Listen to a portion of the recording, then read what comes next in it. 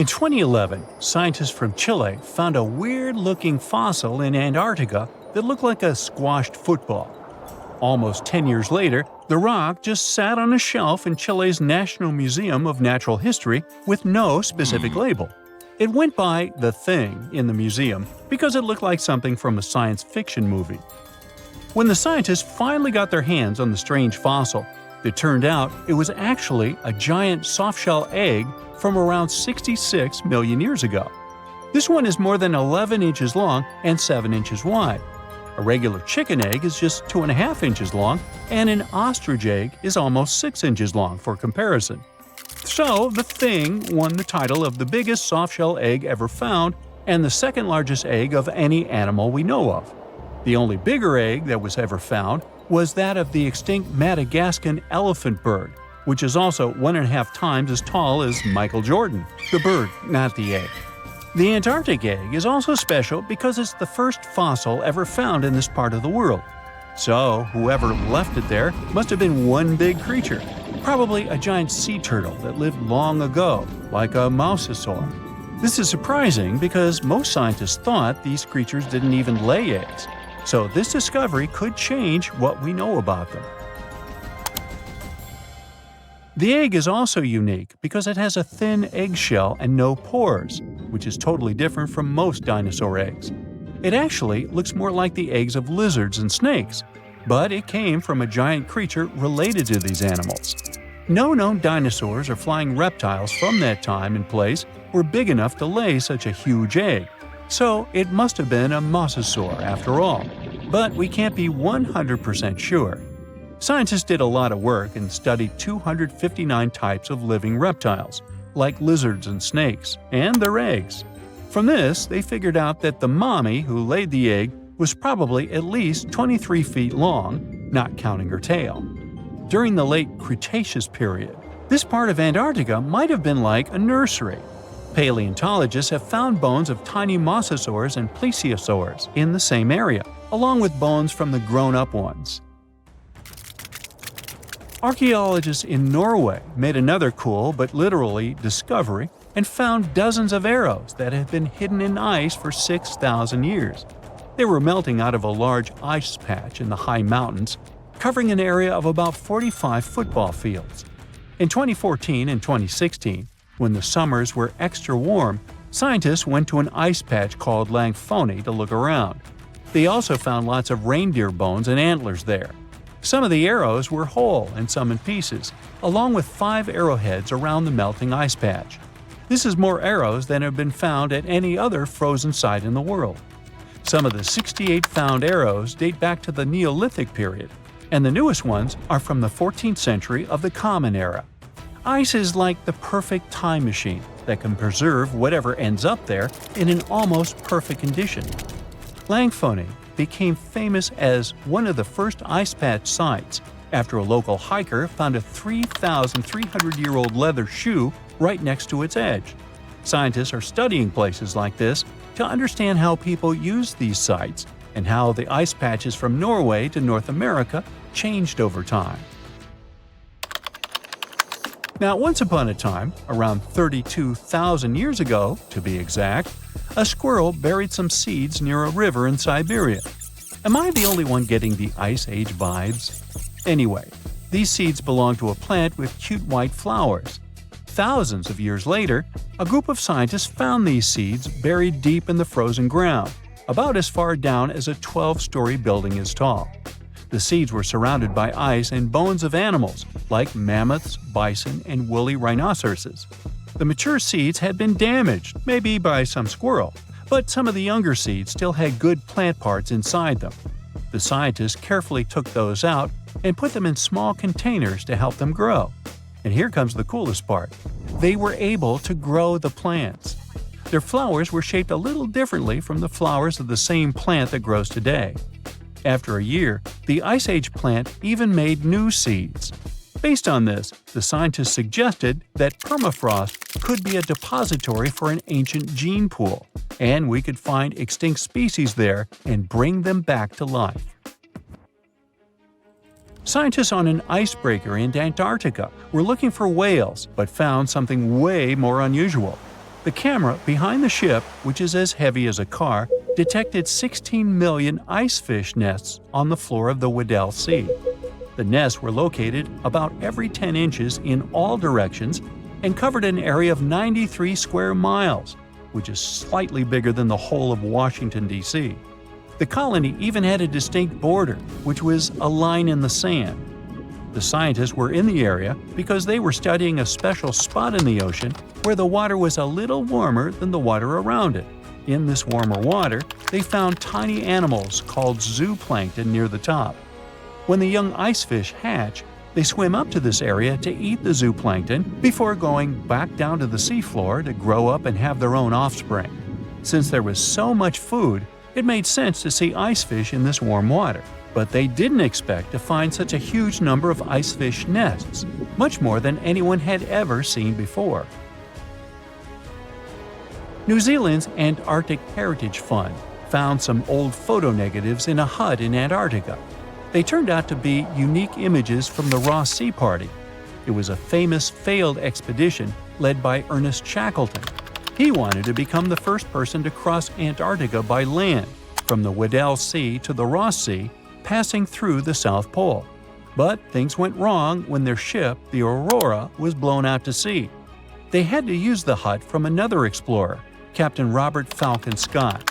His goal was to be the first person to reach the North Pole, but sadly, he didn't succeed either. The negatives were made of cellulose nitrate and were found stuck together in the small box. The Trust took the negatives back to New Zealand, where they carefully separated them and discovered 22 hidden images. Many of the photos were damaged, but the Trust could still recognize some familiar places around McMurdo Sound, a well-known area in Antarctica. No one knows for sure who took the pictures. In December 2021, some scientists noticed a strange mark on the Larsen ice shelf, a giant sheet of ice off the eastern coast of Antarctica. They thought it might be a river flowing under the ice, so they drilled down over 1,600 feet to check it out. They expected to find water, but they didn't expect to see that the water was full of fast-moving creatures called amphipods. The scientists also found that the water in the underground river had unusual layers of currents moving in different directions, which they still don't fully understand. Another surprising thing happened during their research. On December 20th of the same year, a volcano erupted far away in Tonga, and the pressure waves from the eruption were detected all the way down in the ice river in Antarctica. It shows how everything on our planet is connected, even in the most distant places. Well, guess what? Blue Origin, the company owned by Jeff Bezos, has sent dinosaur bones to outer space. Can you believe it? Why? Well, it's all part of their Dream Big initiative to inspire people, especially students, to reach for the stars. On April 14, 2021, they launched almost 200 pieces of dinosaur bones into space using their new Shepard rocket. These bones are super old, like between 66 million and 70 million years old. They were fragments from a dinosaur called a Dromaeosaurus, which was part of a raptor family. It was kind of like a bird, but also a fierce hunter. It was about 7 feet long and had sharp claws on its feet. These guys were really good at hunting and slicing into their prey, you think? Can you imagine how cool it would be to see a real dinosaur like that?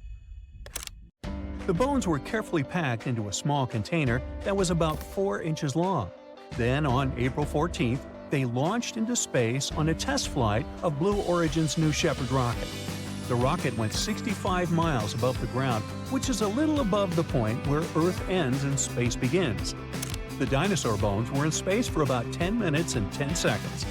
Alongside them were more than 25,000 postcards from members of the Club for the Future, which is a special group that Blue Origin created to inspire future generations.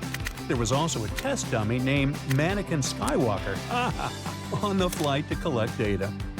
Once the dinosaur bones came back from their trip to space, they were put on display. Each of them was carefully placed and shown to people who are part of the Club for the Future, as well as in museums all around the country.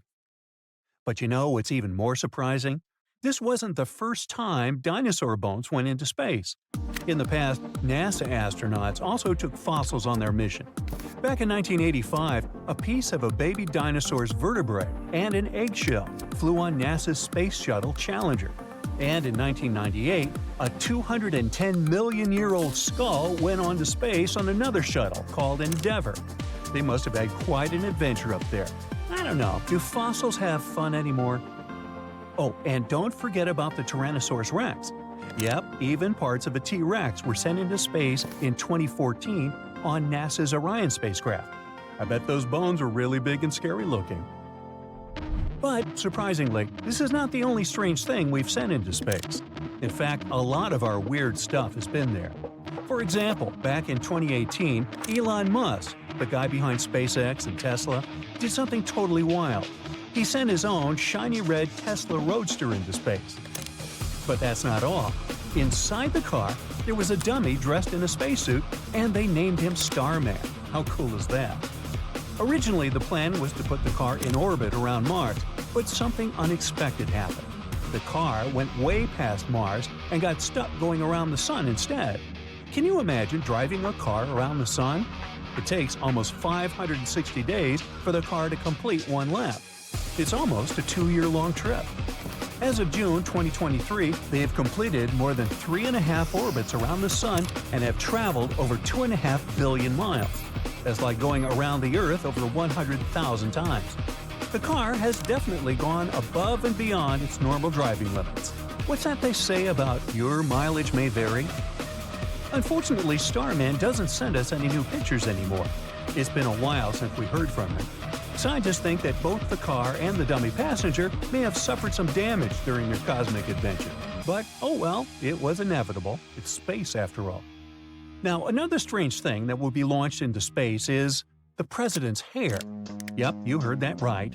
On President's Day 2023, a company called Celestis made an unusual announcement.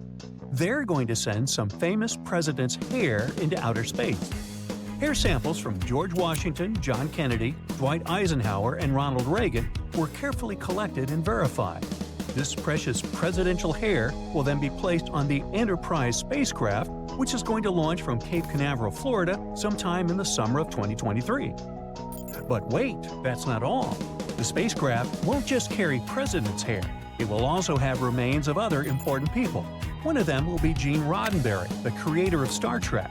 Some of his ashes were sent into space before, back in 1997, on Celestis' first flight. Well, I guess some of his remains still remain for a second trip. Now, here's the best part. The Enterprise spacecraft will not stay close to Earth. Oh no, it'll have a grander destination. It's set to travel beyond the farthest reaches of our solar system. It's going on an incredible journey into the unknown, from hair to eternity. Prices starting at $12,500 and up. But it's not as cool as a space party. Back in January 2018, something totally funky happened. Rocket Lab, an aerospace company, secretly sent a giant disco ball into space. They named it the Humanity Star, and boy, was it a sight to see.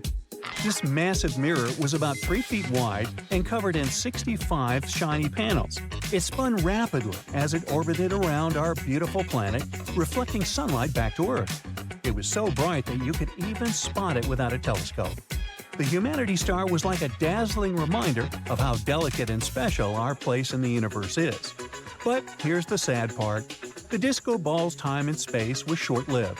It came back down to Earth's atmosphere on March 22nd, just 2 months after it launched. That was way earlier than expected. Guess the party had to end sooner than they thought. Now here's a fun fact. Just like with dinosaurs, the Humanity Star wasn't the first disco ball to make its way into space.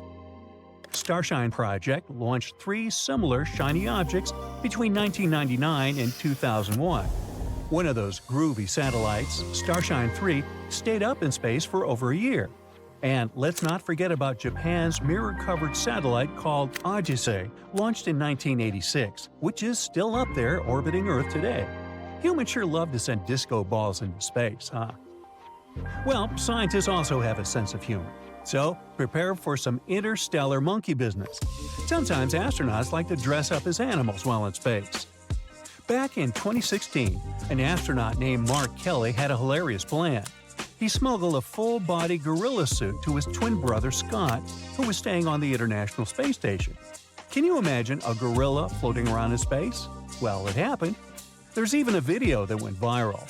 Scott surprised another astronaut, Tim Peake, from the United Kingdom by chasing him through the different modules of the ISS while wearing the gorilla suit. And here's the twist.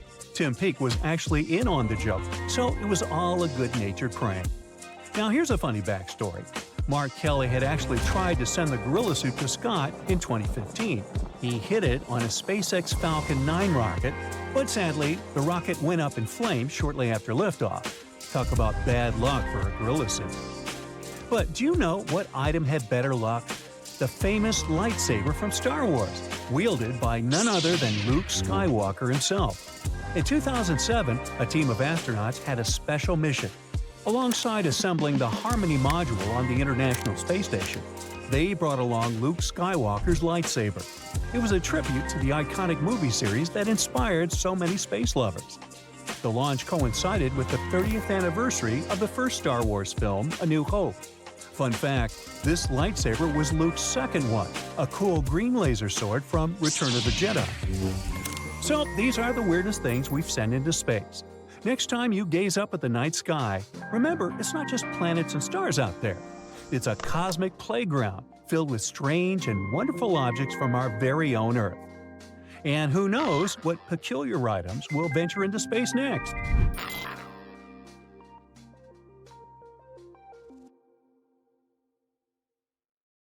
We've all been afraid of the dark at some point in our lives, haven't we? I mean, do you remember getting tucked into bed by your mom or dad after they read you some scary fairy tale with monsters and dragons, or even dinosaurs? But just as your parents were about to turn the lights off and silently step out of your room, you remembered. What if there was something hiding under your bed? Or worse, what if some spooky creature was stuck somewhere in the closet? You could probably get up and check, but it was too dark out there. Wouldn't it be great to have some source of light that would come from within your body? You could always use it whenever you get surrounded by darkness. Unfortunately, as humans, we aren't able to do that. But there are a bunch of creatures out there that can, in fact, light themselves up. That's thanks to a little something scientists call bioluminescence. Animals and fish living in the ocean tend to have this talent more often than others. And you can find these creatures anywhere, close to the surface or deep down at the bottom. 2.5 miles deep if you have a knack for numbers. These creatures use their light for a lot of things, like communicating with other members of their species, luring in prey, and even scaring away enemies. Bioluminescence is basically an organism's ability to emit its own light. Chemistry has a lot to do with it. Such animals use two chemicals, one called luciferin and the other called luciferase. Add a bit of oxygen and bam! Light! Should you ever wonder if you actually observe bioluminescence or if someone just dropped a glow stick in the ocean, be on the lookout for neon blue, green, or even red sparkles in the sea. They're usually spread over a large area. This can even make the water look like glitter or a starry sky. You can thank squid, tiny crustaceans, and algae for this romantic atmosphere. Now, I've got another unusual phenomenon for you. How about a golden waterfall? I'm not kidding, it actually exists, and it's a natural phenomenon. To see it, you have to drive to Yosemite National Park to the Horsetail Fall. Make sure to plan your trip in winter or early spring. That's the only time during the year when you can see this awesome phenomenon. It doesn't need any scientific explanation. It's nothing more than sunlight at dusk hitting the waterfall in such a unique way that it makes it look like a river of lava. Or gold, your choice. That's the reason why during this time of year, the Horsetail Fall is also named the Firefall. Unfortunately, this phenomenon is becoming less and less visible within the years, mostly because of drought and other issues connecting with the melting of snow. So, should you ever decide to visit, keep an eye on the waterfall, since the effect is very brief. Ever heard of a dirty thunderstorm? It's also called volcanic lightning. Apparently, specialists looking into the phenomenon have yet to fully grasp what it is. When a regular thunderstorm happens, particles with positive and negative charges collide, hence the giant spark we call lightning. It also makes a lot of noise, which you can recognize as thunder. But when a volcano is erupting, some of the volcanic ash particles get electrically charged, and while getting projected into the air with a huge force, they collide and cause electrical discharges. This whole process makes it look like there's lightning coming from the volcano itself. Imagine all that ash, gas, and smoke coming from the crater, and then add some electricity to the mix. It'll make the whole picture look really bizarre. No wonder this phenomenon is called the dirty thunderstorm. Now, how about clouds that look like waves? Those are called asperitas clouds, and they're actually quite close to the ground, unlike your regular day-to-day clouds. The name comes from the word aspero, which in Latin translates to rough or uneven.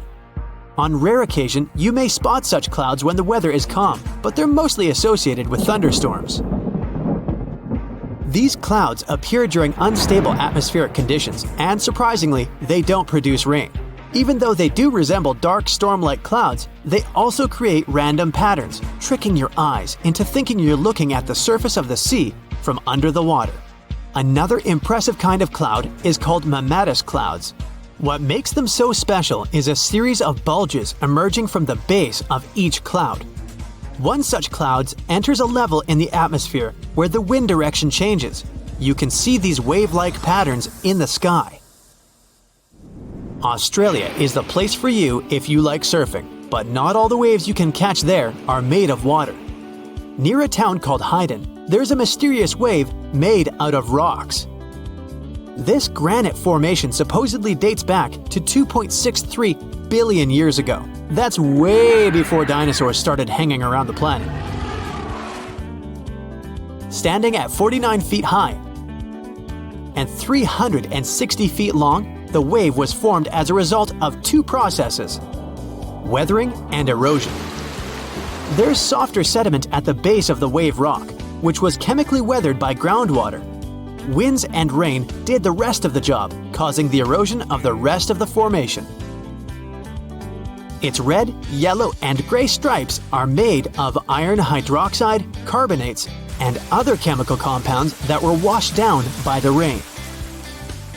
You've made it to Australia, so stick around a bit more. There's one more location here that seems unreal. You'll need to fly over this one, however, if you want the best picture. In the western part of the country, surrounded by green woodlands, there's a series of lakes. They're all a staggering shade of bright pink. Out of them all, the most famous is Lake Hillier, a 2,000-foot-long reservoir. It's surrounded by both sand and a forest of eucalyptus trees. This makes the cartoon-like hue of the lake stand out even more. One of the many theories explaining the color of these mysterious lakes is connected with algae. These algae appear to gather high levels of a substance called beta-carotene, which has a red-orange pigment in it. Another explanation involves haloarchaea. Those are microorganisms that sometimes look red. Even if you don't enjoy flying, the lakes are great for taking a swim. They're not toxic, even though they have loads of salt in them. This means you'll be able to stay afloat easily, and the water won't damage your swimsuit. During winter up north in Canada, a bizarre phenomenon happens at Lake Abraham in Alberta. Underneath the frozen surface, you can spot some weird objects that look like frozen jellyfish. It's definitely not the case, as these creepy formations are just frozen methane bubbles. Those are pockets of gas that were trapped underwater and got stuck there after the lake had frozen. They appear when leaves and grass fall into the water and bacteria digest them. This process transforms them into methane. This phenomenon is as beautiful and strange as it is dangerous. The pockets of methane can easily become highly flammable. When the temperatures rise during the spring, the ice melts and these bubbles start popping and fizzing. It's a spectacular sight to observe. Picture a lake filled with soda. Remember not to bring any source of fire, it can be very dangerous for visitors. You can check out these types of lakes all across Canada's Banff National Park. Nature often tends to make its own music. Just listen to the sound of crickets at night, or the soothing noise of a waterfall. But in Bucks County, Pennsylvania, there's a strange geological phenomenon which takes nature soundtracks to a completely different level. These are called the ringing rocks, and scientists still can't explain their unusual behavior. If you strike these rocks with a heavy object, like a hammer or another rock, the stones will make a ringing sound, as if they were hollow, but they're not. What makes the ringing rocks even more bizarre, apart from the mysterious sound they make, is that no animal wants to hang around there. Even though the rocks are surrounded by a thick forest, scientists haven't managed to trace any animal activity in the area yet. Even more striking is the fact that despite all the trees around the rocks, you won't find any leaves lying on the boulders. What makes these rocks so unappealing for both animals and vegetation is still up for debate. 66 million years ago, I wasn't around then, a huge asteroid hit the Earth and triggered the mass extinction of almost all living creatures on the planet, including dinosaurs. Had the space object crashed somewhere else, some dinosaurs would have been able to survive and still live nowadays. According to some research, the asteroid had about 1 in 10 chances of wiping out the dinosaurs and other animals of that time. It was way more likely to just hit the ground without any strong destructive consequences. To understand how things could have turned out if the place of the collision had occurred elsewhere, we need to find out what happened that day and why the disaster turned out to be so devastating. This huge space rock fell into the coastal area of the Yucatan Peninsula in Mexico. This caused a chain reaction that triggered natural disasters around the world. The place the asteroid hit is called Chicxulub crater. Now half of this area is underwater. The asteroid was about 7.5 miles in diameter and moving at a speed of 27,000 miles per hour. This rock, bigger than Everest, was rushing toward Earth faster than the speed of sound by almost 40 times. Wow. The energy released in the collision was as powerful as an explosion of about 10 billion atomic bombs, and the destructive force of the blast wave was just one of several disasters. The asteroid happened to fall in one of the worst possible places, and because of the way it fell, it threw a huge amount of dust into the air. Imagine you're jumping into the water like a professional athlete vertically, leaving hardly any splashes behind. And now think of how much water splashes when you jump into the pool like a cannonball. So the asteroid landed the cannonball way. The second disaster the asteroid provoked was soot burning. A small part of the Earth's surface consists of rocks. Only a tiny percentage of that part was rich in oil and sulfur back then. The asteroid burned and lifted so much soot into the air that it would be enough to fill an indoor baseball stadium. According to research, 65 million years ago, only 13% of the surface of the entire planet could have contained the necessary amount of organic material for the formation of such a volume of soot. That's why this place was considered the worst. If the catastrophe had happened on the territory of the other 87%, then dinosaurs would have been alive today. A huge cloud of soot and carbon dioxide rose into the air and covered the sun. The soot turned the sky gray and partially blocked sunlight. This led to a quick drop in temperatures almost all over the planet. It seemed like Earth was inside a gray veil. Many plants and animals couldn't survive the cold snap. Trees began to wither because of the lack of sun. The photosynthesis process was disrupted. The cold and withering of trees led to another catastrophe: global famine. Herbivores couldn't survive because they lost almost all of their food. Plants, flowers, and trees didn't manage to get through the catastrophe. These destructions spread far beyond the asteroid impact site.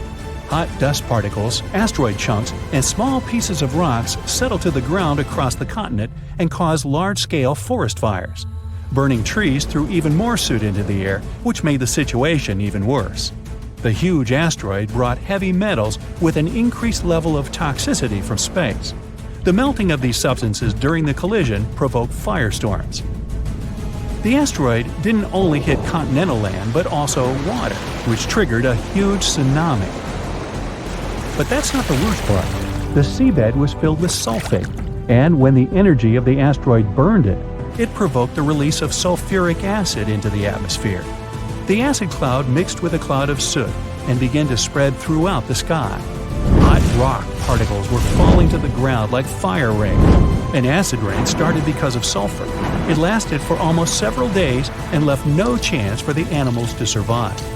Acid rain made the water in rivers, lakes, and seas poisoned. The acid destroyed anything that couldn't burn. A part of the clouds went to wreck the land, and the other part the ocean. This made the situation even worse, as sulfur droplets wiped out a huge amount of seaweed and phytoplankton. The ocean generates almost half of all oxygen reserves on our planet.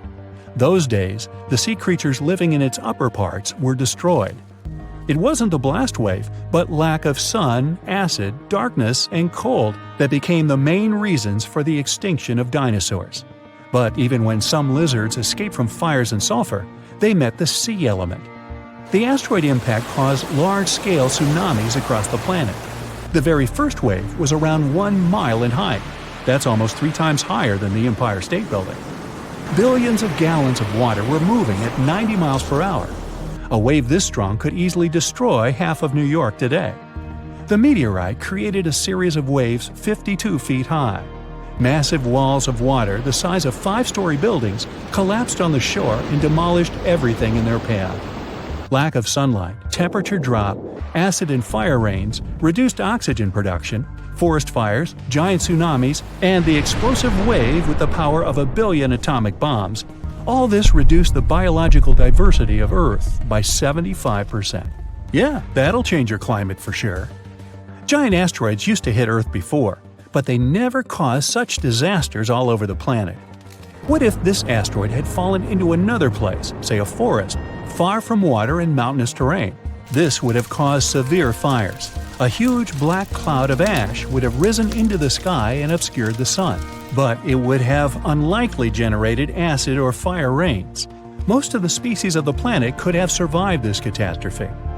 What if the meteorite had fallen somewhere among the ice and snow? This would have provoked a rapid increase in temperature across the planet. Huge tsunamis would have sunk big tracts of land. However, ash and sulfur dioxide wouldn't have filled the sky. Acid rain wouldn't have hit the ocean. Many marine creatures could have survived and lived to this day. And dinosaurs, far from the oceans, wouldn't have noticed the meteorite fall at all. Probably the most terrible events would have occurred if a meteorite had fallen on an active volcano. This would have triggered the largest lava release in history. Destructive earthquakes would have begun, and the whole sky would have been covered with volcanic ash. What if the meteorite had hit some desert? It would have melted billions of tons of sand and turned it into glass. Just imagine glass dunes that heat our planet even more. And we could dig up the well-preserved remains of ancient lizards out of the glass. Anyway, there were many different possible catastrophic scenarios, and the worst of them came true for the dinosaurs. They are unlikely to return, although perhaps they can be reborn. Scientists were inspired by an idea from a famous Hollywood movie. They wanted to find a mosquito that got stuck in amber. They would extract dinosaur DNA from it. But there was a problem with this. The oldest DNA sample they managed to find was 1 million years old. Dinosaurs were extinct about 66 million years ago. Besides, DNA is a very fragile thing. The probability that it could have been preserved intact somewhere for so long is very small. So, instead of searching for this ancient dinosaur DNA, scientists decided to take DNA from the closest ancestors of these lizards, birds.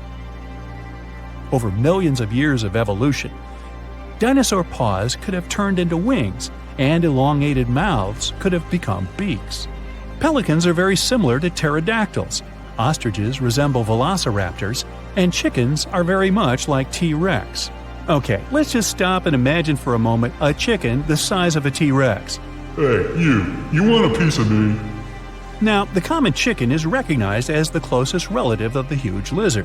Remove the plumage from it, cover it with scales, give a toothy mouth instead of a beak, and attach a long tail. And you get a real mini Tyrannosaurus rex by body structure and movement. Deep in its DNA, there are similar genes that formidable predators have. With the help of genetic engineering, scientists plan to play with its DNA and try to reverse the evolution, which means breeding dinosaurs can become a reality. Well, that could come back to bite you. Boom! An explosion of supersonic waves, interplanetary heat, dust, fumes. The Earth's atmosphere has been invaded by a cosmic rock the size of Everest. A few seconds ago, this rock, weighing trillions of tons, was hurtling towards Earth. It could fly from New York to Anchorage faster than you could fry yourself an omelet. This monster's name? The Chicxulub incident. Epic name, right? 66 million years ago, it crashed into the Earth. Back then, dinosaurs ruled the planet, but not for long. The epic collision took place in modern Mexico, in the Yucatan Peninsula, right near Cancun, where the dinosaurs were vacationing. Well, probably not. Still, the huge space rock hit the ocean, but even all that water couldn't stop the inevitable. The collision caused a huge amount of energy to be released. The horror on a planetary scale had begun. Imagine a mini-sun lighting up the surface of the Earth with tsunamis the height of the Statue of Liberty bursting from the epicenter of the watery impact. Not good. The blast blew through the surface of the Earth. It was as hot as an oven and burnt everything in its path. The impact provoked a colossal earthquake and serious volcanic activity. A bunch of volcanoes simultaneously released hot lava and ash into the prehistoric skies. Millions of tons of ash and soot poisoned the air. This formed a huge ash cloud in the atmosphere, which blocked out the sun's rays for several years. The long winter had begun. Only there wasn't any snow falling from the sky, but rain made of sulfuric acid. Yes, the Chicxulub incident might just be the most important thing that ever happened in the history of our planet. Even more than YouTube. Back then, there were loads of volcanic eruptions, a lot of flammable oxygen in the atmosphere, constant temperature changes. It was the perfect and worst time for all of this to go down. So, how are we so sure about all this? Well, the asteroid left an absolutely huge crater on the planet's surface. Today, this scar is hidden under the Gulf of Mexico.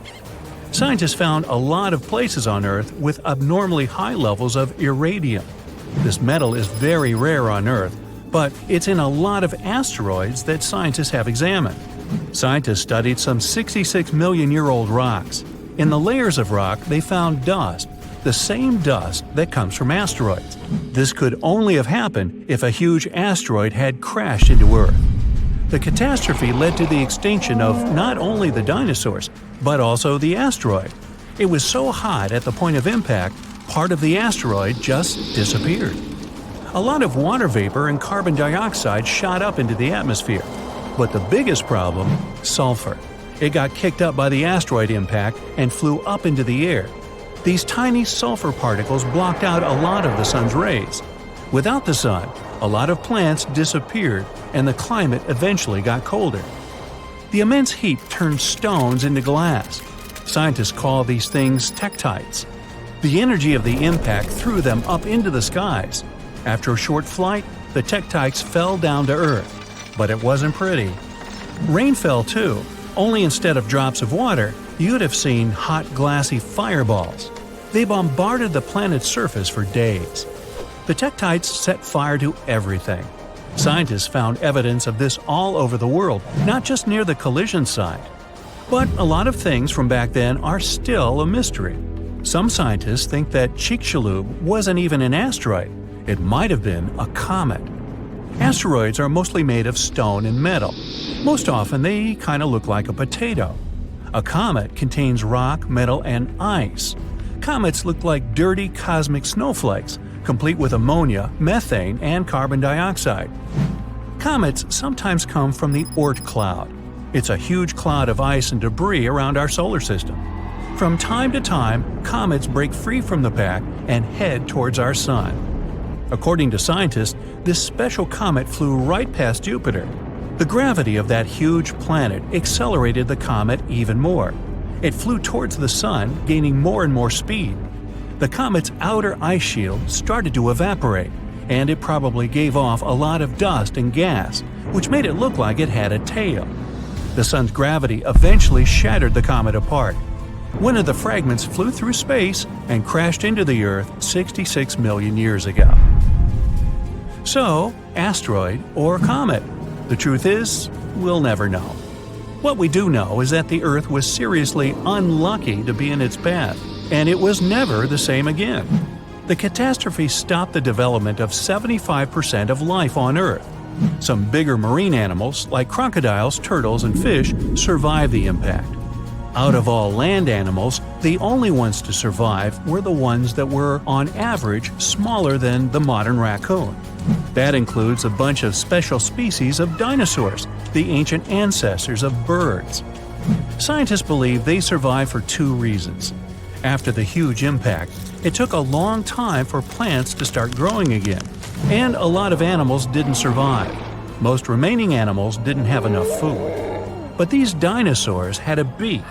With its help, they could split open nuts and dig seeds out of the soil, so they survived. The second reason is that these lucky guys had bigger brains. Some people think that they were able to cooperate with each other and quickly adapt to the new conditions. Other life forms survived too. Fungi and mold survived underground and underwater. Gradually, the darkness cleared away, and ferns began to take over the lifeless landscape. After a few thousand years, forests started to reappear. The animals that survived were pretty much all inconspicuous and small creatures. They lived in burrows, safe from all that hot ash. Before the collision, mammals had lived in the shadow of dinosaurs. But with all the dinosaurs suddenly gone, things were about to change. Mammals were able to take over. They began to dominate life, at least on land. Back to the moment when everything changed. Turns out, it wasn't the size of the asteroid that made it so powerful. It was more about the angle in which it hit the Earth. If the angle of impact had been different, the dinosaurs might have even survived the catastrophe. So, what would that have looked like? Well, let's travel back, way back. Oh no, there's a giant asteroid heading for Earth. Oh, wait, never mind, it missed. Whew. There are plenty of earthquakes, tsunamis, and volcanic eruptions every day, but dinosaurs don't mind that much. No big deal. Fast forward a few million years, and most of these ancient lizards have changed and are now unrecognizable. Thanks to a couple of ice ages, many dinosaurs are now totally covered with feathers to protect them from the cold. Mammals exist, but they're few and far between. You see a lot of bats in caves. There are tons of rat-sized rodents in the forests. During the day, they hide in the undergrowth or in burrows. At night, they go out in search of food. There are no horses, no elephants, or other large mammals. Why become large and eatable when there are so many dangerous reptiles with huge fangs around? There are no whales in the sea. Parrots, hawks, and pigeons are nowhere to be seen. But pterodactyls 2.0 whiz past you constantly. Some are about the size of a helicopter, while others are no larger than a swan. There are plenty of primates, but they're in no hurry to climb down from their trees and walk on two legs. No venturing out into the savannah, no evolution into Homo sapiens. In this alternate reality, open spaces are very dangerous. But then again, so are forests and trees. Nowhere is safe. To get some delicious primate treats, many smaller dinosaurs learned to climb trees. This was already happening back in the Cretaceous period, right before that huge asteroid just missed Earth. Whew, that would have been an epic collision. Dinosaurs have grown wiser since that near miss. Some are even as smart as a modern chicken. A large brain uses a lot of energy, and that's not always a good strategy for survival. Safer to keep brains small and keep making those teeth bigger and pointier. The problem with that asteroid that destroyed dinosaurs was not that it fell, but where it fell. This colossal space rock found the worst place where it could land. Also, the angle at which it hit the ground was the most unfortunate. If it had fallen vertically, there would have been less destruction. But it fell at such an angle that it threw a huge amount of dust into the air. After the disaster occurred, tons of soot started burning. 65 million years ago, only 13% of Earth's surface contained the right amount of sulfur and oil needed to form a colossal amount of soot. If the asteroid had fallen on the other 87% of the territory, dinosaurs could still be living today, but it hit the worst place and lifted 1 million tons of burning material into the sky. A cloud of incandescent particles covered the sky and set off on a journey across the mainland. Then, these particles settled on the ground and caused large-scale fires. Trees were burning and sending more soot into the sky. But the asteroid collided not only with rocks, it fell on the coast in a place where the seabed was filled with sulfate. As a result of the collision, it started burning, which caused the release of sulfuric acid into the atmosphere. The air became poisoned. It seems the dinosaurs didn't stand a chance. And now, let's imagine the asteroid falling in another place, somewhere in the middle of the ocean. Huge waves flooded part of the land, but almost all kinds of dinosaurs survived. Or even better, the rock could have fallen somewhere in the desert and left behind a giant crater. That's all. Yes, several dinosaurs passing by wouldn't have survived the collision, but the situation wouldn't have been so critical in general. So, giant lizards remain dominant on our planet. They don't allow other animals to develop since Tyrannosaurus and other ferocious reptiles hunt mammoths and other ancient creatures. The population of mammals is decreasing. Velociraptors are fighting for territories with saber-toothed tigers and giant bears. A struggle for survival between dinosaurs and other animals begins. Then, the Ice Age comes, and some reptiles don't survive. Then, new players enter the field. Those are humans' early ancestors. Living side by side with dinosaurs is difficult. Lizards attack settlements and caves, so people have to build high walls for protection. By the way, the Tyrannosaurus poses less danger to people than you might have thought. According to the latest research, many creatures were able to run away from this monster. Yes, you probably saw how easily they caught up with cars in the movies, but it wouldn't be as scary in reality. Paleontologists and biologists have analyzed the strength of Dino's bones and found out that the creature couldn't reach high speeds. The maximum it was capable of was running twice as slow as a field athlete. Thousands of years have passed. People have learned to live with dinosaurs. They've even managed to tame some lizards. They've domesticated herbivorous dinosaurs to develop agriculture. Triceratopses and bulls now plow fields together. Imagine farms swarming with diplodocus or brachiosauruses. People climb their long necks and pick fruit from high trees. Stegosauruses protect pastures from wolves and velociraptors. Dinosaurs with shells, such as ankylosauruses, help people across deserts. They, along with camels and donkeys, carry heavy loads. People share the planet with ancient lizards and live in harmony. The situation in the seas and oceans is much worse. Sea reptiles attack wooden ships and catch all the fish. Imagine that you're sailing to another continent with tons of grain, fabrics, fur, and other goods. And then a giant mosasaur appears on the horizon. It's one of the most powerful sea lizards. A great white shark looks like a small fish next to it. The creature could easily defeat a megalodon. And then it comes across a wooden ship. It bites into the deck and pulls the whole boat underwater. Water dinosaurs are the main obstacle to communication between countries. This slows the progress down for 100 years. People built metal ships to withstand the attacks of the mosasaur. And finally, they managed to establish sea connections. A similar problem occurs when the first planes take off into the sky. Imagine you're flying on a passenger Boeing. You look out of the window and see a pterodactyl. Wait, it's impossible.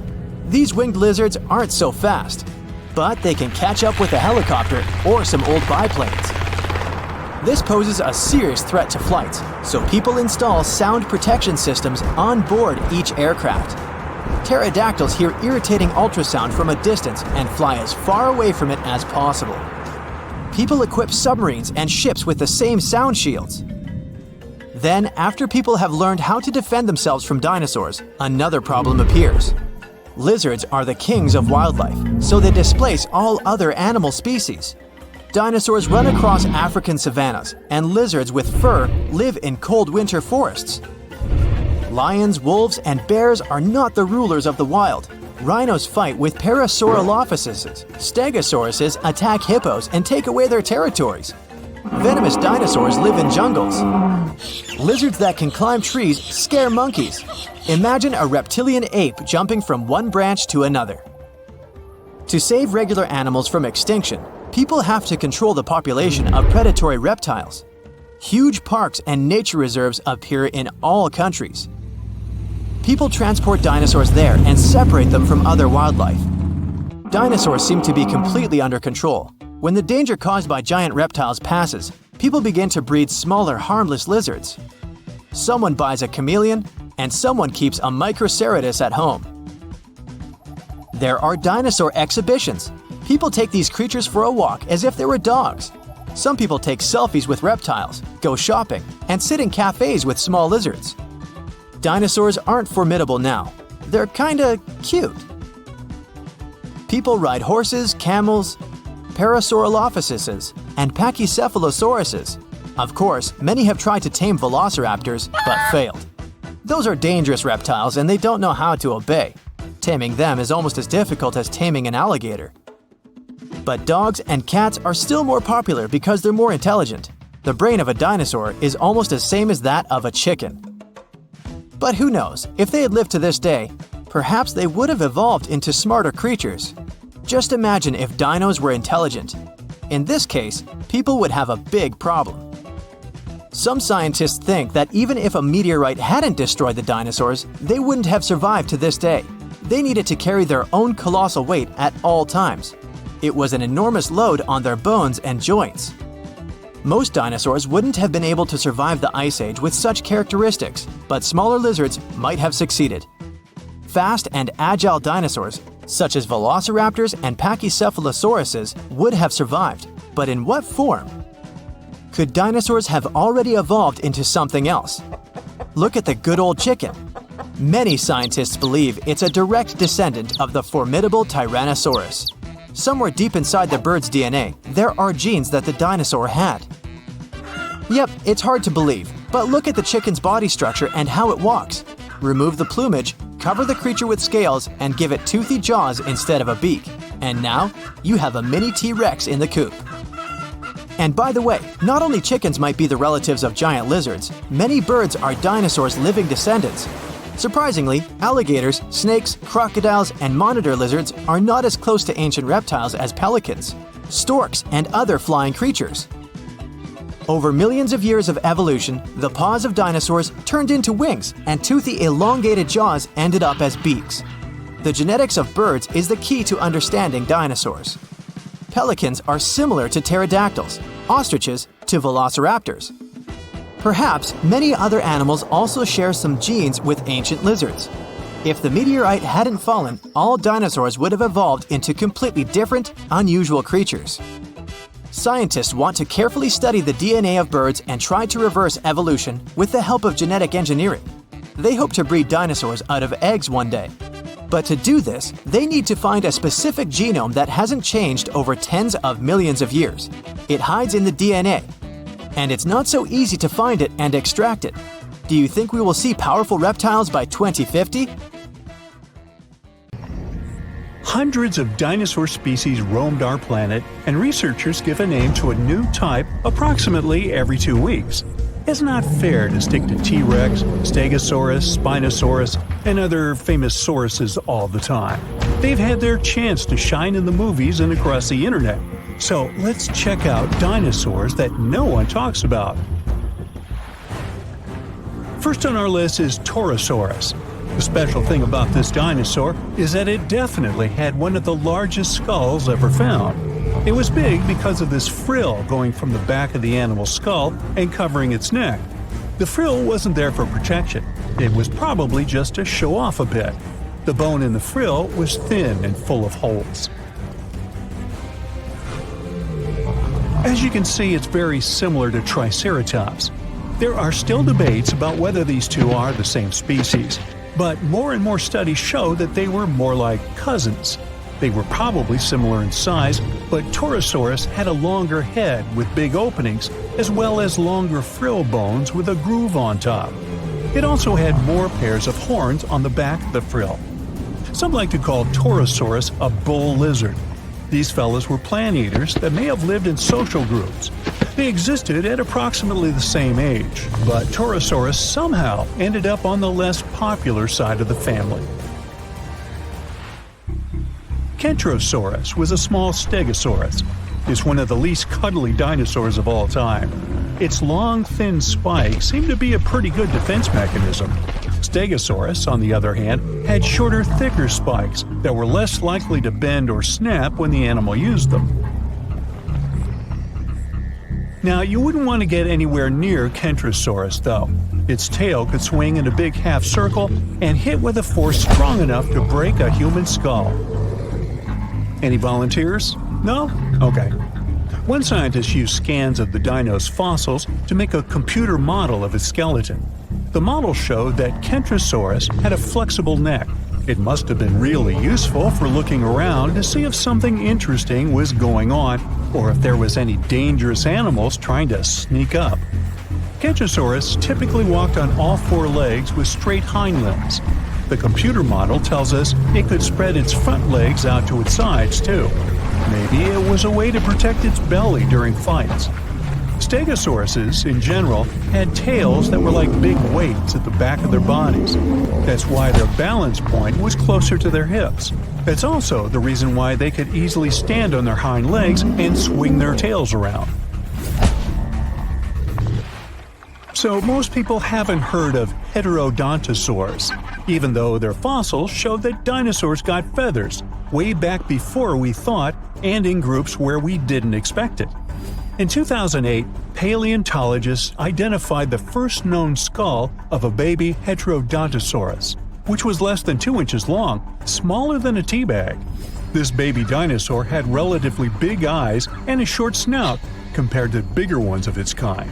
Now, what's really interesting is that some scientists used to think that Heterodontosaurus's tusks, like those of modern warthogs, only appeared when they were fully grown. But it seems they had them from the early stages of their life. Heterodontosaurs had 5 fingers on each hand, 2 of which were opposable. It was a good tool, considering the animal probably ate both plants and meat. Humans have different types of teeth, some for biting, some for chewing, and also canines. But most reptiles have just one kind of teeth. Heterodontosaurus was special because it had 3 different types of teeth: small peg-like ones, big teeth resembling canines, and square-shaped teeth that did the cutting job. Scientists are not entirely sure how this creature used these different types of teeth. Maybe it was for digging up roots, breaking into termite nests, or even defending themselves against dangerous animals. Okay, say this name with me now: Psittacosaurus. She was quite a common dinosaur in its time, but she never still gained popularity. Scientists found out that when these dinosaurs were young, they probably crawled, considering they had longer arms and short legs. But as they got older, between 4 and 6 years old, their hind legs started growing much faster and became much longer than their front legs. So, later in life, they likely didn't move on all 4s anymore, but walked on 2 legs. Inside the stomach of one of these creatures, scientists found pebbles. This shows the animals either had a hard time digesting what it ate, or it didn't chew its food very well. Its beak looks quite familiar. That's how it got its specific name, a parrot lizard. It was really strong, and some believe the creature used it to crack and open tough nuts and seeds before the pebbles in its stomach helped mash them up for digestion. These guys might have been good at swimming. They had broad feet, and the shape of their tail could have helped them move in the water relatively easily. Some scientists even believe they might have spent most of their lives swimming in rivers and lakes. In 2004, researchers found something really sweet: 24 young parrot lizards huddled together. They were too big to be hatchlings, so it could be a bunch of teenagers who had left their nests and then formed a group where they could support one another and defend themselves better. But apparently, that plan didn't work out so well. Now, check this one out, Stygimoloch, or as they call it, Styx demon. We're looking at a peaceful plant-eating creature with bony spikes and knobs on its skull. Most scientists believe it was a younger form of this fellow, even though they used to think they were a separate species. Stygimoloch is smaller than its more popular cousin, but it's also more robust and has a pretty thick neck. This dinosaur, with small forelimbs and long hind legs 3 feet high, which is half as high as an average human. That doesn't sound dangerous in the world of giant and fierce dinosaurs, but the animal had a very thick skull roof. Maybe it wasn't the strongest tool to defend itself, but it probably helped in combat with rivals from its own species. They most likely headbutted to win the hearts of their chosen ones. But rivals from its own herd were a piece of cake compared to the predators that might have gone after it. After all, this dino lived at the same time as old T-Rex. Now, when someone tells you to picture a dinosaur, Chicxulub would probably be the last thing coming to your mind. It looks as if you've put together pieces of random animals and tried to make your friends believe this truly was a real animal that once roamed the earth.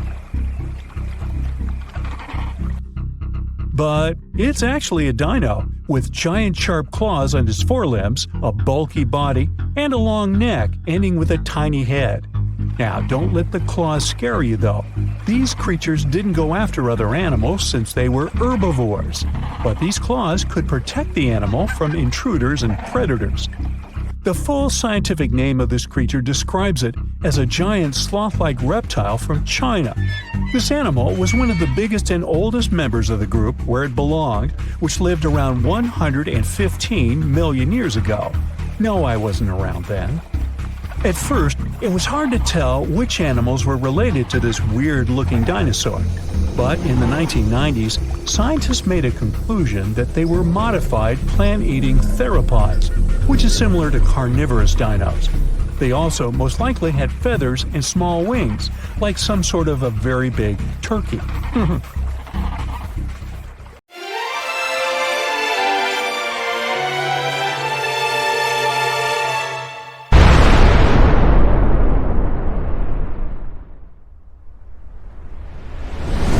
Tiny critters to colossal creatures, all animals are trying to escape from a wall of fire moving in their direction. The temperature is rising, and everything around starts catching fire. Soon, lots of animals and plants on Earth will cease to exist. This is the aftermath of a giant asteroid crashing into our planet. But what if dinosaurs had had critical thinking skills? They could have guessed what was going to happen, because this asteroid was visible a year before the impact. 1 year before the impact. With no city lights, all bright spots in the sky are stars. Some of them are planets reflecting the light coming from the sun, like Mars. But one of these dots is the asteroid. Later, it's going to be known as Chicxulub impactor. It got this name because of the region of modern-day Mexico where it fell. Anyway, at this point, the asteroid looks like a star. It has the same brightness as Neptune. You could even have photographed it with a high-quality camera. If only dinosaurs had thumbs. The impactor is now passing through Jupiter's orbit. From this distance, Earth looks like a pale blue dot. 1 month before impact. The asteroid has become much brighter. It's now the most brilliant spot in the night sky after the Moon. The asteroid crosses the orbit of Mars. Its tail, consisting of dust and gas, is getting longer and longer. It's now as long as 2 times the distance from Earth to the Moon. 1 week before the impact. The intruder's tail is now 5 times the distance from the Earth to the Moon, but the dinosaurs can't appreciate its beauty. To them, it's just another bright dot in the night sky. If this asteroid were flying toward Earth right now, scientists could pinpoint the exact location of its impact within a mile. Then we would evacuate people from the impact area and avoid a major catastrophe. 1 day before the impact. The Chicxulub impactor now holds first place among the brightest objects in the sky. The light surrounding it, called a halo, seems even bigger than the Moon itself. The asteroid is now passing through the Moon's orbit. It looks like a bright spot that leaves an ashy trail behind it. 1 hour before the impact. The light from the Chicxulub impactor is brighter than the full moon, and its movement can be seen with the unaided eye. Nights on Earth aren't dark anymore. Only now, dinosaurs begin to feel anxious. All animals on Earth start to seek shelter. 10 minutes before the impact. The asteroid is now passing through Earth's orbit. Thousands of small fragments from its tail begin to fall on the planet. It looks like a meteor shower. So far, these fragments are too small. They all burn up in the atmosphere before reaching the surface of the planet. The asteroid is approaching South America. If someone was looking at it from Europe, it looked like a sunset. The bright dot of the Chicxulub impactor is falling behind the horizon. 2 minutes before the impact. Dinosaurs can now easily see the asteroid's shape. If they knew how to do it, they could even estimate its size. It's a bit more than 6 miles across, which means it's almost the size of Manhattan Island, and the giant's weight is 15 plus 15 zeros pounds. It's flying toward the Yucatan Peninsula at a mind-boggling 7.5 miles per second. At that speed, you could get from New York to Los Angeles in around 10 minutes, but you'd kind of burn up on the way. 10 seconds before the impact. The Chicxulub impactor is now approaching the ground. A few more feet and bam! The night sky suddenly turns white. The flash is so bright that the sun isn't visible at this point. The asteroid's entry causes a powerful blast that can be heard on the other side of the world. The huge asteroid begins to burn because of friction with the air. It heats up and splits into many pieces. These pieces shower on Earth. After a few seconds, the largest part of the meteorite hits the ground. Its mass and speed provide the Chicxulub impactor with an enormous amount of energy. In the next moment, a super powerful explosion shakes the ground. The blast wave from the meteorite begins to spread out from the impact site. It rips out huge chunks of soil and trees and then pushes them to the ground like dominoes. The temperature of the blast wave is so high that everything around the impact site catches fire. The energy released during the collision also penetrates deep into the planet. This causes the strongest earthquakes in our planet's history. They in turn generate tsunami waves as high as the Empire State Building. 5 minutes after the impact. The meteorite leaves behind a huge crater. It's as wide as Lake Huron and deep enough to fit inside 2.5 Mount Everests. Dinosaurs are running around in panic. They try to evacuate toward North America, but most of them don't make it through unfamiliar swampy territories. Another danger is the ongoing meteor shower. Hundreds of tons of ash and debris rise into the air. Heated up by high temperatures, they fall to Earth in the form of liquid lava. Ash and smoke fill the atmosphere and block the sun's rays. Earth plunges into darkness. For several more weeks, our planet will be totally dark. Acid rains will fall on its surface non-stop. There was a lot of sulfur in underground deposits on the Yucatan Peninsula. The energy of the explosion evaporated all this sulfur. Now it's cooling in the air, gathering in clouds, and dripping to the ground. Most animals survive the impact, but the mass extinction continues for many more months. The collision has plunged Earth into darkness, and this has wiped out most of the plants that fed on sunlight.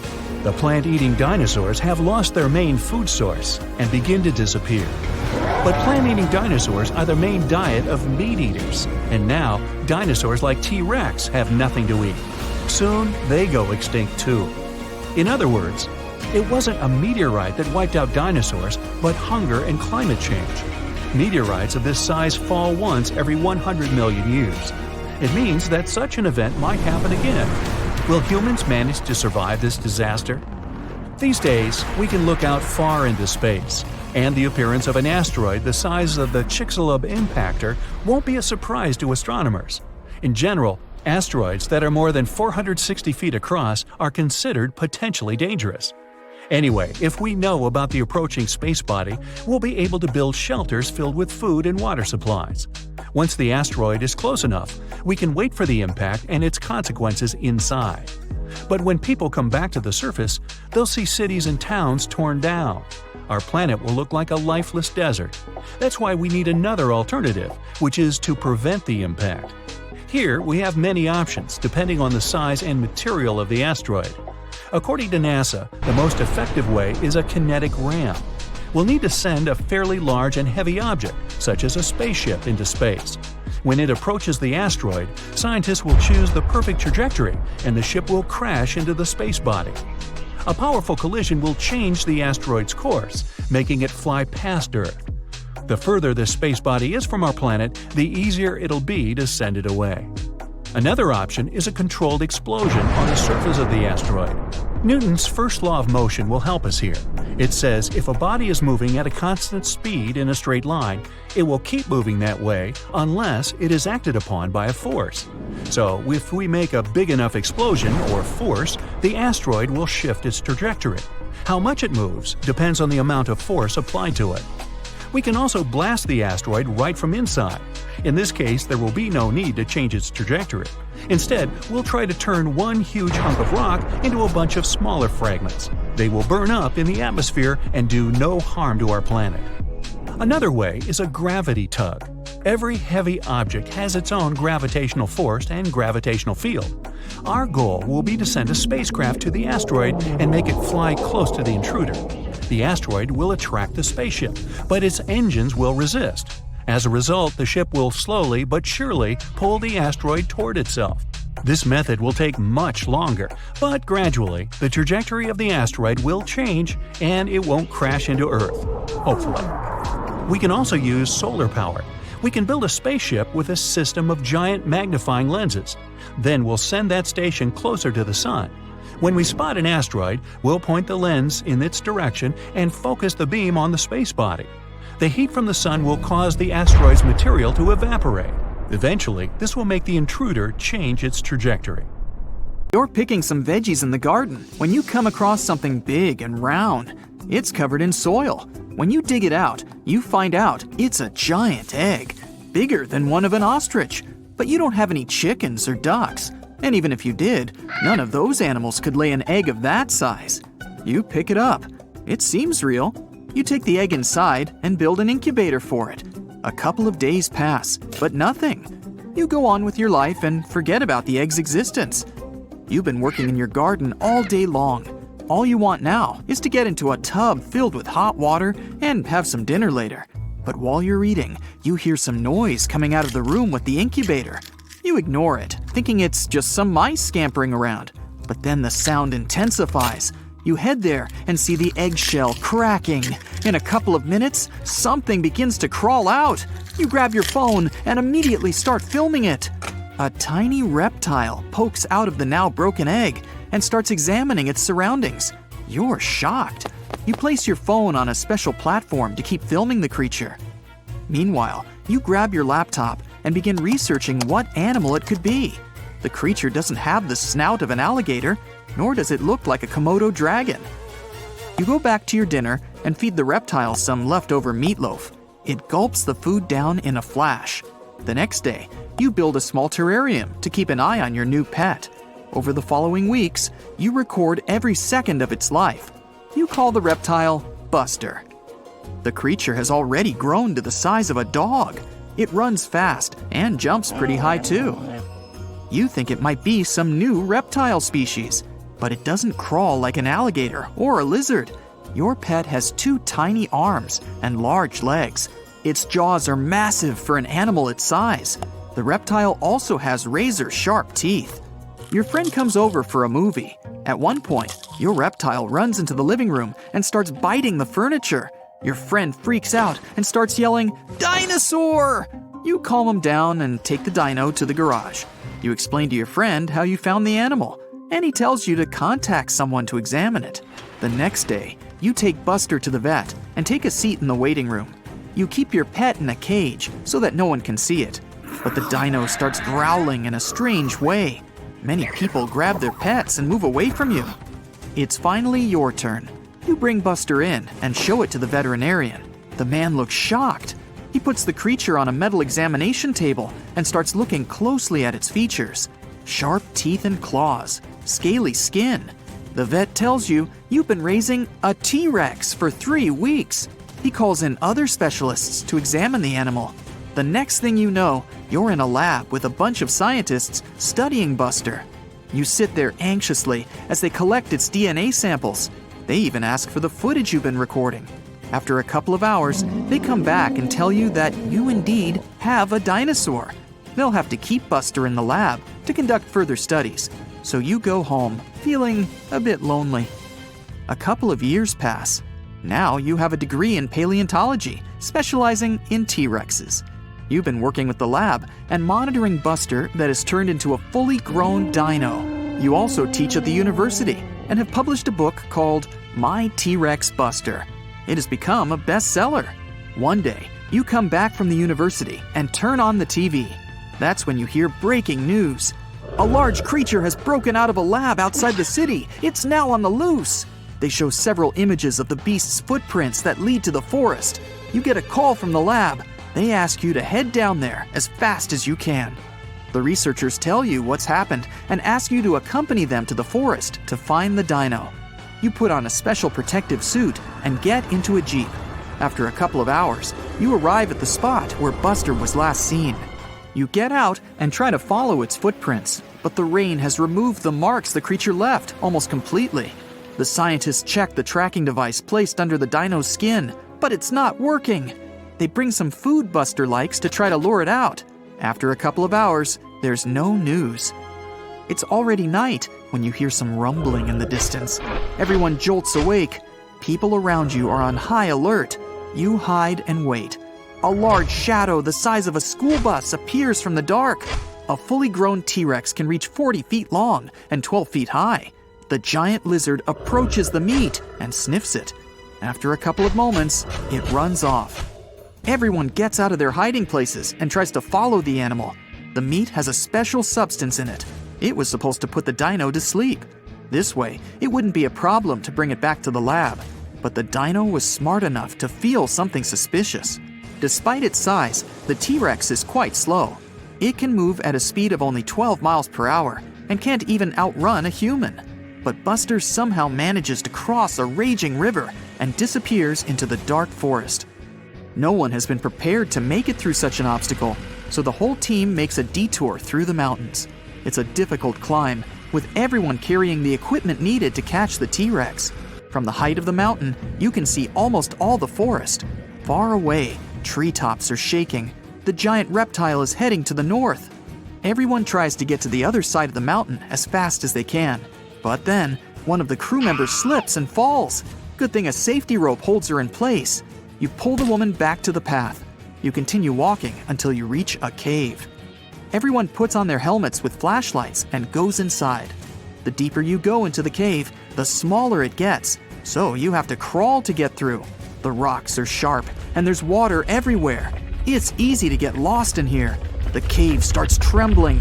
Everyone rushes to get through the narrowest part. You finally make it out of the cave. That's when you find out that the cave was trembling because of the T-Rex. It was stomping around the mountain. It spots your group and starts running towards you. People panic and rush back into the cave. The T-Rex catches up with your team and tries to snatch someone, but by that moment, everyone is already safely tucked inside the cave. Suddenly you scream, "Buster!" Shockingly, it seems to calm the creature down. You step outside, even though everyone is trying to hold you back. You get outside and face the massive creature. It's just staring at you. You slowly approach it, trying not to make any sudden moves. Someone from inside the cave gasps. It startles Buster. It starts thrashing and roaring, but you are still there, trying to calm the animal down. Eventually, it gets quieter and comes closer. You put your hand on its head, caressing it. After a few seconds, someone inside the cave steps on a twig and it cracks. The T-Rex jolts and runs away. You're furious. Now, you have to track it once again. After you spend many more hours in the forest, the sun starts to rise. Everyone is exhausted and about to pass out. You decide to call it a day and head back home. But as soon as your team gathers near the jeeps, you receive a notification that a giant T-Rex has entered the city. A helicopter picks up you and the other team members. There isn't enough room for everyone, so several people stay behind, waiting for the next chopper. The T-Rex is dashing through traffic. People in the streets are running for their lives. Dozens of news companies are filming the incident. Many people are posting it on social media. The dino breaks into the mall and destroys everything it sees. Your helicopter lands and you get out, trying to think of a way to calm the creature down. You rush into the mall. but the T-Rex has already run away to the other side of the building and managed to escape. You're following it, but suddenly you get a phone call saying that the team members left behind in the forest have spotted your T-Rex. You can even see the live footage of the animal. That means there are 2 giant reptiles on the loose in your state. Traveling back in time now. This used to be hard. We fly past the Middle Ages, the first human civilization, the ancient ancestors of the first humans, the dinosaurs, the first land animals, the ancient sea creatures, and so on to the very beginning of all time. And there it is. This nebula is our solar system. Right now, it's just a cloud of multicolored dust made of hydrogen and helium spinning around. This cloud has begun to shrink and become denser. There's a theory that there were supernova explosions near our nebula. Their shockwaves squeezed the nebula from different sides until the center of the cloud became too heavy. The enormous weight presses it, and nuclear chain reactions begin at the very center of this cloud. It heats the cloud and makes it glow. Soon it forms into a dense sphere, and that's how our sun is born. It happened about 4.5 billion years ago. Our planet doesn't exist yet. There's only a disk of dust and space debris orbiting the young sun. These pieces of debris are fusing gradually and getting heavier and heavier. Let's look at the very center of this pile of asteroids. The total weight of the debris compresses the central region so much that a dense metallic core is forming there. The enormous pressure heats the core, and the temperature at the center of the young Earth reaches nearly 10,800 degrees. And there's a liquid core around the solid one. It creates the magnetic field of our planet. Now, when radiation from the sun and the solar wind reaches Earth, it smashes into a shield in the form of our magnetic field. So far, our planet is burning and looks more like a ball of lava. But it begins to cool down, forming a solid crust. At this point, another protoplanet appears on the horizon. It looks more like an asteroid, the size of Mars. And this massive piece of debris flies towards us. It hits the young Earth at such an angle that it knocks a part of our planet outward. The debris itself breaks into several pieces and stops in our orbit. After a while, all of this debris comes together to form the Moon. As a result of this collision, the Earth began rotating too fast. A day now lasts about 5 hours instead of the usual 24. But the Moon is heavy enough to slow our planet's rotation with gravity. Now, the Earth doesn't look like a hospitable place. The gravitational forces of the Moon are penetrating deep into the Earth and causing more volcanic activity. Also, meteorites are constantly falling here, causing frequent explosions on the surface. Ow! The gas that comes out of the volcanoes forms our atmosphere. The ice that was brought to our planet on meteorites evaporates. The vapor rises and turns into rain. This rainwater falls to the surface, cooling the hot lava and forming the first lakes and rivers. For several 100 million more years, Earth resembles the surface of Venus. It's a lifeless place with a bunch of volcanoes, acid rains, and no oxygen to breathe. The sun wasn't as bright as it is now. Plus, the sun's rays could barely pass through tons of volcanic dust in the atmosphere. But about 3.5 billion years ago, the first life appears here in the form of single-celled organisms that didn't need oxygen. They appeared in the shallow, warm parts of the ocean near the shore. These bacteria reigned on Earth for nearly 2 billion years throughout the Archean eon. They left stromatolites. These are stone pillars at the bottom of shallow, warm water. They're the product of simple organisms and bacteria. These bacteria evolved until they learned photosynthesis. Bacteria began to produce oxygen by absorbing the energy of sunlight. At first, this oxygen was spent on oxidizing rocks, but then excess oxygen began to fill the atmosphere. Plus, at this time, the first algae appeared, which also produced oxygen. This event is called the Great Oxidation Event, good name, which caused almost all living organisms to disappear from the face of the Earth. For simple organisms, oxygen was toxic, and the remains of bacteria and microorganisms sank to the bottom of the ocean. Many millions of years later, these remains will be recycled, and under the tremendous pressure of water and the Earth's crust, they will turn into oil. The Archean eon ended with this catastrophe about 2.5 billion years ago. At the same time, continents were forming on Earth, which would later drift through the world's oceans like puzzles and form a supercontinent. But for now, methane and carbon dioxide still make up most of the atmosphere. They cause the greenhouse effect and the rising temperatures on Earth. But the emergence of oxygen stops the greenhouse effect, and the temperature on our planet drops. An ice age, the so-called Huronian glaciation, which lasted from 2.4 to 2.1 billion years ago, begins. Scientists speculate that our planet was almost completely covered in ice at that time, even on the hot equator. A huge change when you consider that 2 billion years ago, our planet was like a ball and lava, but now it's like a block of ice. Earth, during the Huronian glaciation, was more like Jupiter's satellite Europa. There, too, is a thick crust of ice, under which there's a liquid ocean heated by the core. The evolution of the Sun saved our planet. Since its birth 4.5 billion years ago, it's been getting bigger and hotter. So, after 300 million years of an ice age, the Earth began to warm up. But almost all life there had been wiped out, and evolution has to start all over again. About 1 billion years ago, all of the continents of our planet were assembled into one hypothesized supercontinent, Rodinia, and all the oceans made up one colossal ocean of Miravia. 750 million years ago, that continent broke apart and huge chunks of land began drifting across the planet. Complex plants and multicellular organisms appeared just at this time. Algae, sponges, and fungi weren't the only inhabitants of the ocean. This is Stygimoloch. They're a kind of worms the size of a human finger. We have remains of these animals that are at least about 550 million years old. 541 million years ago, the Phanerozoic Eon began. The main event at that time is the Cambrian Explosion. Life began to blossom on Earth, and a great variety of living organisms appeared. Mollusks and echinoderms like starfish and sea urchins appeared. Living organisms evolved, having not only an internal but also an external skeleton, like trilobites. Some of these things could reach nearly 3 feet in length. Their protective shells suggest that there were predators in the ocean. A food chain started forming at that time. At the same moment, the drifting continents fused again. This supercontinent has a different shape and is called Pannotia. Later, these continents drifted apart again and began to collide with each other. This led to the formation of mountain ranges. Then the continents met for the last time and formed the giant supercontinent Pangea about 335 million years ago. Here we can already see the outline of the modern continents of Africa, North and South America, Australia, and Eurasia. One of the largest sea creatures ever, the Dunkleosaurus, appeared.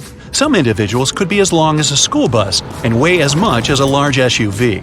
The land had a hot and humid climate. It encouraged ferns and other plants to grow faster. Some of them could reach the height of a 3-story building. And for the first time in Earth's history, some animals leave the ocean and go on lands, such as L-Generpeton and Ichthyostega. Anyway, at first, they live only on the coast because their skin wasn't adapted to the constant sunlight. In addition, they experience breathing problems. The first animals on land had both gills and lungs, but the lungs were underdeveloped, so they had to return to the water. Millions of years later, these animals evolved into more advanced amphibians. Though they were no bigger than ordinary lizards, they could already live fully on land. But this blossoming of life ended in a new ice age. Glaciers from the poles slowly crept toward the equator. Animals weren't prepared for this, and most of them didn't survive this extinction event. But 290 million years ago, evolution retook hold and more evolved land animals began to appear. Gradually, they increased in size, multiplied, and gave birth to a new species like Scutosaurus and Gorgonopsis. But this period didn't last long either. Only 40 million years later, as a result of unknown events, 95% of all living organisms on Earth ceased to exist. It could have been caused by a giant meteorite or by increased volcanic activity. Also, one hypothesis says it could have been the release of methane from the bottom of the ocean. The Mesozoic era began after this extinction. This is where the dinosaurs, as we know them, appeared and started a new page in Earth's history. Big herds of dinosaurs run through the forest. The temperature rises rapidly, and everything behind them begins to ignite. Some dinosaurs get stuck in swamps and can't get out. Pterodactyls fly over their heads as they try to avoid the blast wave that will soon cover the Earth. This event happened about 66 million years ago. It wiped out almost every living thing on Earth. Birds and flying dinosaurs were just about the only ones who could survive the most massive extinction event ever. Hey, don't blame me, I wasn't around then. Let's go down their evolutionary tree to look at the world's first bird, Archaeopteryx. It was about the size of a modern raven, but it looked like a small dinosaur with feathers. It had many small conical teeth, almost like alligators. It's because Archaeopteryx was closer to reptiles than to birds. However, its brain was 3 times larger than that of these reptiles. Although it had wings with feathers, it could hardly fly like modern birds. Its shoulder joints didn't allow it to lift its wings above its back, so it couldn't make a full wing beat.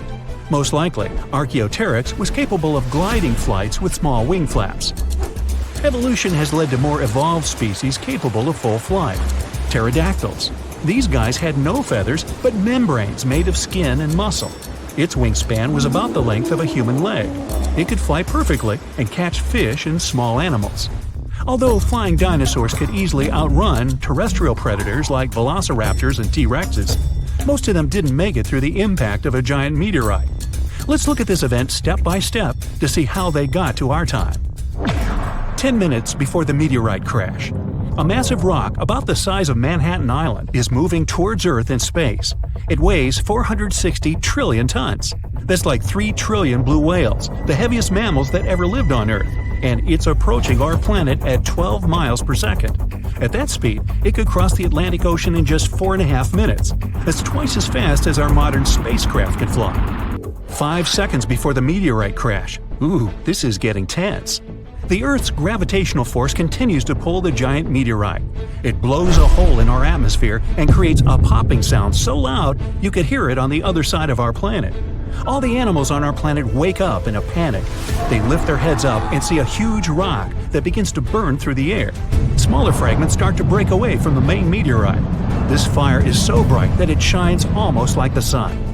Flying dinosaurs and other ancestors of modern birds are the first to sense danger. They make a beeline to the sky and try to fly as far away from the impact site as possible to save their lives. The moment of impact. The colossal mass and velocity of the meteorite give it an enormous amount of energy. As soon as it touches the Earth, it causes an explosion of 150 trillion tons of TNT. The blast wave literally rips out chunks of our planet and throws them up. A huge wall of energy begins to move from the point of impact in all directions. It snatches the trees out with their roots and pushes them to the ground like dominoes. The shockwave completely wraps around our planet. This energy turns into heat. Everything around the impact site begins to ignite. Green jungles and trees turn into smoldering charcoal in seconds.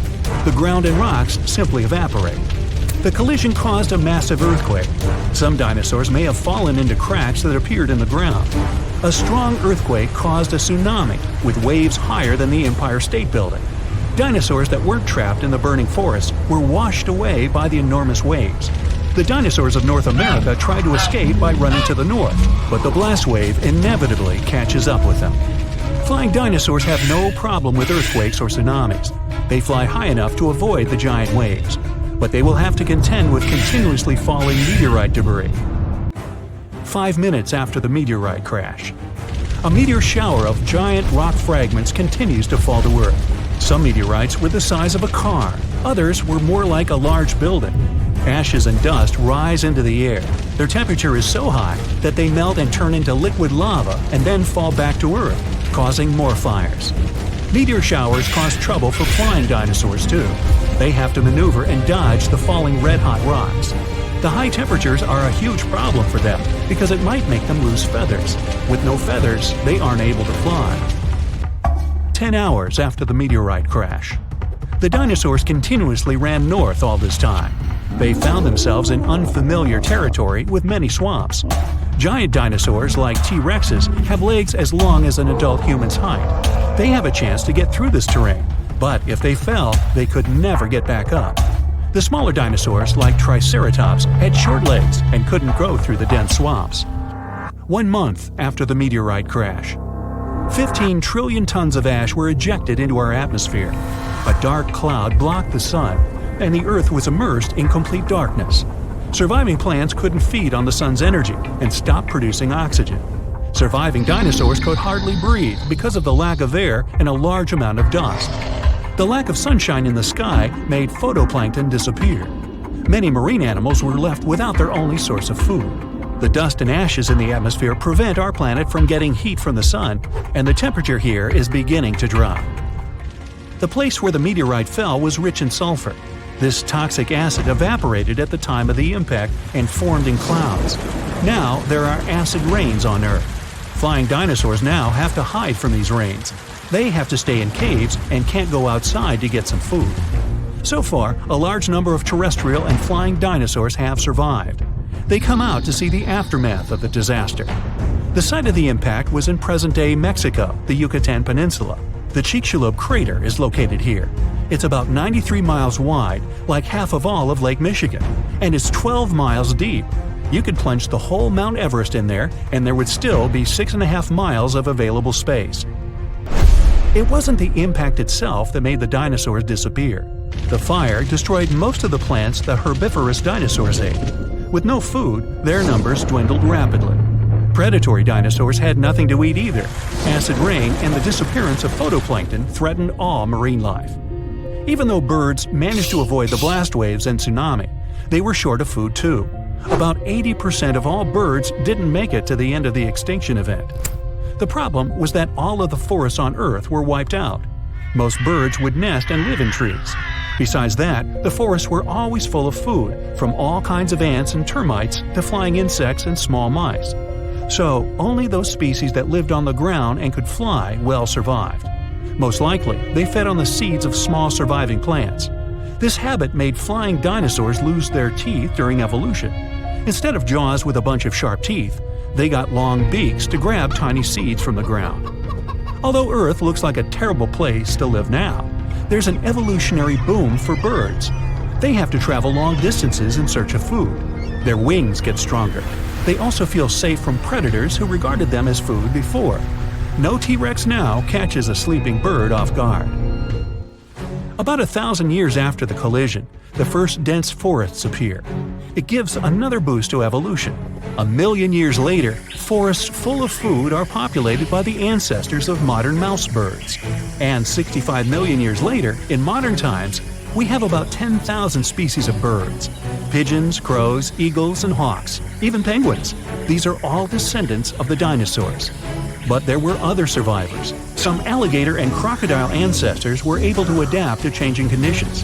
About 80% of turtle species managed to survive the mass extinction, and now their descendants live among us. Snakes and lizards were also able to wait out the hard times in their burrows. Even some mammals, like monotremes, survived. This hedgehog-sized animal was able to continue to evolve. Many millions of years later, these mammals evolved into primates, which later gave life to modern humans. Much later came the iPhone. In 1952, an Air Force plane called C-124 Globemaster II crashed into a big mountain while flying from Washington to Alaska. Sadly, everyone on board, 52 people in total, didn't make it. The bad weather at the time made it hard to find the crash site, and even later, any attempts to locate it failed. But in 2012, a helicopter crew doing a training mission spotted the pieces of the crashed plane on a glacier called Colony Glacier in Alaska. They started looking for more pieces and confirmed it was indeed the missing plane. Since then, every summer for about a decade, different military groups have been helping in an operation called Colony Glacier. They've managed to identify 40 out of the 52 people whose lives were lost in the crash. The soldiers taking part in this mission take their promise seriously to never leave a fallen comrade behind. They believe it's their duty to bring back those who didn't make it. Another discovery comes from the Alps. In 1991, some hikers exploring the picturesque Alps stumbled upon a human body. It was half frozen in ice at the top of a mountain pass between Italy and Austria.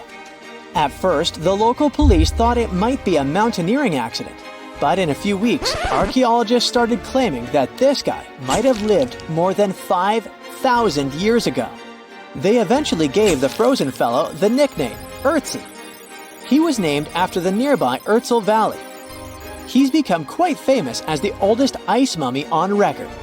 Ötzi's frozen state might not be as unique as we thought, and that's where things get really cool. Archaeologists have another theory.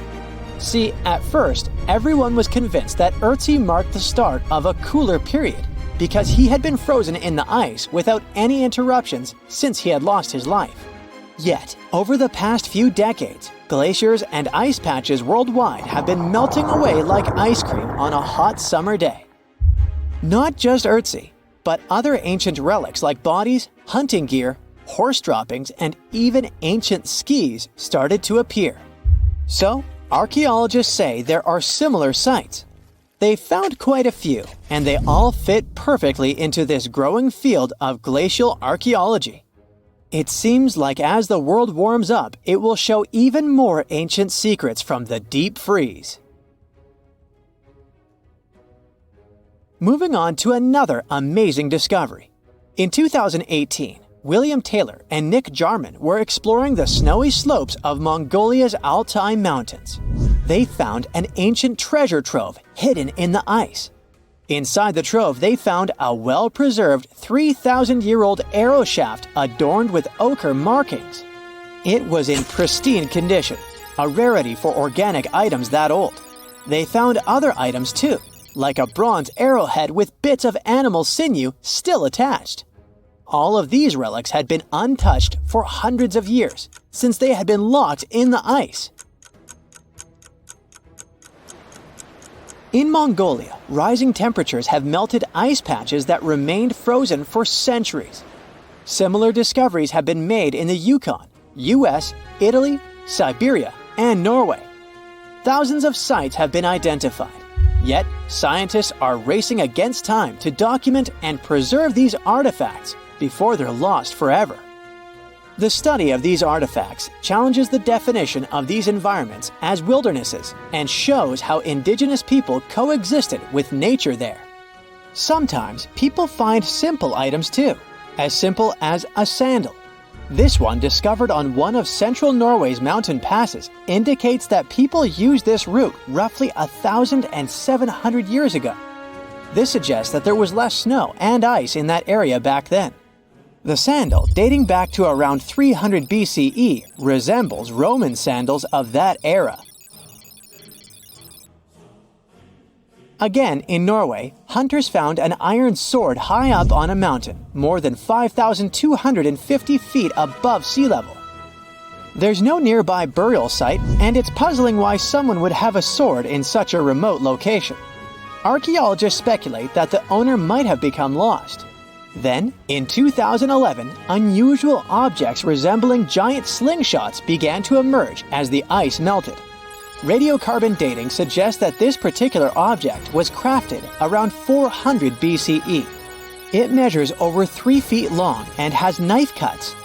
Those puzzled archaeologists until one team member recognized them as tang, or pliers, used to secure loads on sleds when transporting hay or leaving for animal food. People in the area used hay sleds with pliers until the 1950s, when tractors became more common. Now, let's get back in time to thousands of years ago. We can easily do that by looking at this woolly mammoth. This creature looks a bit like a cherished but slightly worn-out toy. This ancient giant, whose heyday was 39,000 years ago, is the best preserved mammoth ever found. Even its signature shaggy hair is surprisingly well preserved, having been trapped in glacial ice until its recent discovery in Siberia. This remarkable animal is stepping into the limelight in Yokohama, Japan. Scientists are running tests that might bring this extinct species back to life. When they stumbled upon this female mammoth, they uncovered a hidden treasure, a sample of her blood preserved beneath the ice. So they believe this ancient blood could hold the key to resurrecting the mammoth. They also found well-preserved muscle tissue. She was between 50 and 60 years old when she met her icy fate. The discovery of mammoth blood has reignited debates about the ethics of bringing back extinct creatures, like in Jurassic Park. Their ambitious plan is to implant an egg into a living elephant for a 22-month pregnancy, hoping that at least one living mammoth cell might survive. Hop on, we're going to the French Alps. We are at a spot not far from where an Air India plane tragically crashed 46 years ago. We're accompanied by a diligent mountain rescuer and his neighbor. They went to this area after a bunch of tourists had noticed a strange-looking thingy on a glacier. It was a bag. The Indian embassy in Paris got wind of it, and it was all set on getting that bag. What makes it kinda cool is that it had diplomatic mail and Ministry of External Affairs written on it. The Air India flight was on its way from Mumbai to New York when it took a nosedive in January 1966. It took 117 people on board down with it. Guess what else was inside the bag besides the soaked diplomatic mail? It had a stack of old Indian newspapers. So, alongside those, they also found bits of the plane's cabin, a lone shoe, and a bunch of cables. Totally unexpected treasures on that mountain. During the summer of 2013, scientists stumbled upon a message left behind by a geologist named Walker, who had placed it there 44 years before. That message sort of served as the man's last testament. He passed away just a month after hiding the bottle in the rocks on the island. The content of the message was quite astounding. In 1959, Walker had measured the distance from those very stones to the glacier's edge, and it clocked in at a mere 167 feet. By 2013, that distance had ballooned to 400 feet. Researchers are convinced that this stark contrast between the two measurements underscores the consequences of ongoing global warming. Imagine the melting ice in Norway's mountains as a time machine revealing a treasure trove. Nearly 800 Viking artifacts tucked away for over 1,000 years have been unearthed. They give us a peek into the bustling trade networks of the Viking era and the critical role of the mountain passes in this ancient commerce. Among the finds are leather shoes, cozy woolen mittens, stylish tunics, feathered arrowheads, horseshoes, walking sticks, and kitchen gadgets from the Viking chef's toolkit. There are even Viking pack horse souvenirs. These artifacts provide us with insights into ancient travel habits and the peak times when those paths were bustling with activity, and give us a glimpse into the lives of adventurers.